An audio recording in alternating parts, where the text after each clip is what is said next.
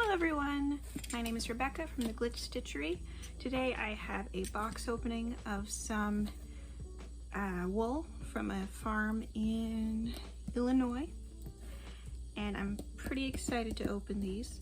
Now you might remember, if you watch my videos, in a recent Sips and Stitches I was using rustic hand spun yarn that I had spun myself from Shetland and Jacquard sheep. So I already have another Jacquard fleece from the same farm as the Jacquard yarn I was using then, and we are gonna spin that in a future video. But I had ordered another fleece from the Shetland farm that the Shetland was from, as well as some processed roving from that farm. Now I ended up shipping in 2 separate boxes because that way the raw wool and the clean wool was shipped separately. And also because the post office is really weird about calculating shipping costs, and it was actually cheaper to ship in 2 boxes. Whatever. But I'm gonna open up this wool and show it off, and then we're gonna do some spinning and washing.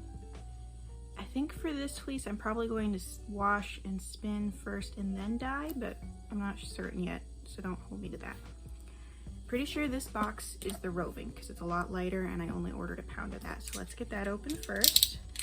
And this is all from Stories Shetlands, and I'll have a link to their farm blog below, as well as their Ravelry account, as they mostly sell on Ravelry. That's where I've bought from them both times. So the first fleece that I processed last time was from a sheep named Mario. Now this one is not, I did not order Mario's fleece this time, not because I didn't want to, but because they had processed it into roving with all the other rams. So this is roving from, I'm not actually sure how to pronounce his name. One moment. Let's see, Spies, S-P-I-E-Z, or I'm gonna go with Spies. That seems closest. So there's that, and I had asked if she could send some pictures of the sheep, and she did. So this one is who the roving's from. That's Spies. Look at him. And then some of their sheep. They're so cute. I love Shetland sheep. They're one of my favorite breeds. And then she also sent me a picture of who the fleece is from, so we'll look at that in a moment. But Spies has this gorgeous color. It's so dark that it's almost black, but it's like a beautiful chocolate brown. It's so soft. Now I had picked Spies specifically for the roving because she had a few different rovings to choose from, because he was from a registered Shetland flock. It didn't say, but it sounds like he might have been from a 1927 flock, so it's really fine and crimpy, and it's just really lovely stuff. He is one of the breeding rams on her farm, I think, or at least was. I'm not sure if he currently is. So it's gorgeous. I can't wait to spin that. And then for the fleece, it's from a girl named Sunny. And I love these pictures. They are going to go on my wall for a while because they're adorable. Just look at her face. Look at her. Okay. So this is very full because this is a full fleece. And I'm going to have to wash it up, of course, which is fine. Not my favorite thing in the world to do, but we do have time to do it. So we can do it. There we go, got that open easily enough. And I forgot to make note of how many pounds this fleece is. Does not say, but I can look it up. Yeah, there's receipts of that.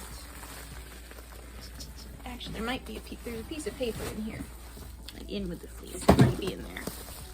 Because a lot of the times they'll put like a piece of paper with the name of who the fleece comes from and how big it is. Nah, it's just S for Sunny. Okay. But yeah, I'll check the notes to see how big it is. And it's like a grayish color, or like a very pale gray. I'm assuming it will be more gray once washed. That sheep smell. That lanolin smell. It's a very fresh fleece. Seeing if I can get a lock out to show you. They're very long. This will be fun to process. Okay, here we go. So it's got some crimp. And it's really long. Like that. It's like the full length of my hand right there. And that's just right off the top. I haven't unfolded it yet, of course, so I don't know if it's going to be the same throughout or if that's just a longer portion. These all look pretty long though. It's a fairly rustic feeling fleece so far. Oh yeah, that's nice. Okay, so this will be fun to process, and I'll take some more pictures after I unfold it so you can see better what the whole fleece looks like. But we're gonna wash it, spin it, dye it. I don't really know what I'm using it for yet. And that's more easy to determine after I wash it and see exactly what I'm working with. But it's a lot to get started on, so we better get to work. All right, so I was going through my video clips on my phone and realized I had never done anything with the Shetland video. I started it, you just watched the box opening, never did anything with it. It's been a few months. So as you can tell, my hair is much longer. So we're gonna do that today. We are going to wash the Shetland fleece, and you know what? I don't agree with previous Rebecca. We're going to dye the fleece and then spin it. It's much easier. Also, the whole dyed in the wool thing means that the colors will be a little bit more interesting if they are dyed before I spin. So yeah, wash, dye. That's going to be this video, washing and dyeing, and then I'll split it up and we'll do a separate video for spinning. Once it's spun, I'll decide whether I'm going to weave it or crochet it, because I'm not really sure yet. But gotta get the washing and dyeing first. So I'm going to get the kitchen all set up. We're going to break up the fleece into, I'm going to say 6 portions. 6 colors is good to work with. And let's get started. So I am done washing the Shetland and it is time to dye it up. I didn't bother videotaping the washing part. You've seen it before. It's pretty boring. You just keep doing rinses until it looks clean enough to dye. So I have the kettle starting up to heat up, and we're going to do 5 batches of kettle dyed Shetland wool. So first batch we're going to do Jacquard Sun Yellow, and then I'm just going to work my way through my warm shades. Let me see. So Sun Yellow, and then Burnt Orange, and then Deep Orange, then Fire Red, then Cherry Red. So I'm not actually sure how different Fire Red and Cherry Red are. I haven't really played as much with the warm shades as I have with like the blues and the greens. So we're gonna see how that comes out. Once this is heated up enough, we're gonna toss the first batch in and we're just gonna get started. I'm not gonna film every step, but I will take photographs along the way. So see you in a minute.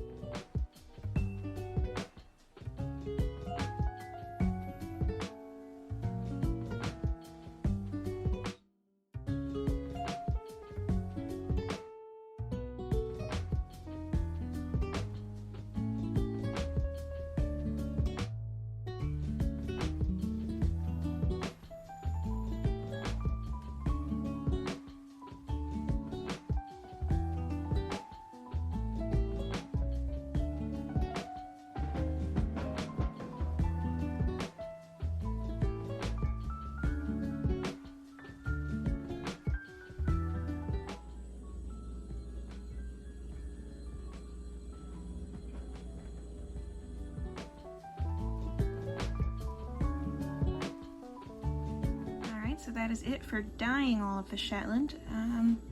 Probably not going to card these. They're pretty fluffy and I think they'll draft fine without being carded. Now I'm still not 100% sure what I'm doing with them. I would not say that they're soft enough to make anything super close to skin. Let me rephrase that. I would not make a scarf.